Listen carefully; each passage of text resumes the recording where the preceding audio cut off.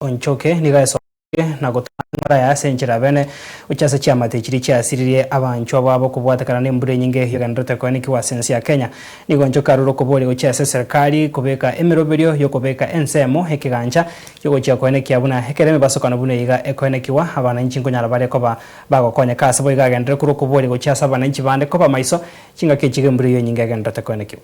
Good afternoon, viewers and listeners. These are very unusual times. We're having heavy rains that we are not used to all over the country. It's causing a lot of problems. It's causing a lot of havoc that we are not prepared for. Our preparedness in this country is very poor. You can see what's happening in major cities in Nairobi, for example, where the rains and the floods are very aggressive to the point that they are causing a lot of damage to property, to lives, and even to businesses. So we're praying and urging the government that we up our game in preparedness of this kind of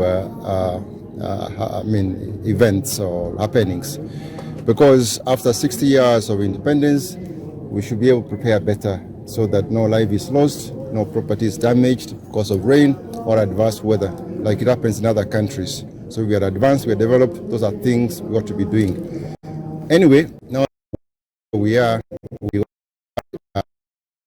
to take very urgent steps. All levels of government, they have all this disaster preparedness in all levels of government, both national and the county government. Advise people, educate people, and most importantly, take measures that are to mitigate the adverse effects of the floods that we're experiencing all over the country. Thank you. Do you think it's a time we declare a national disaster? Probably we could. I am hearing like here in Bonchari, some kids can't go to school. I can't remember the last time kids could not go to school because of rains, but it's happening now.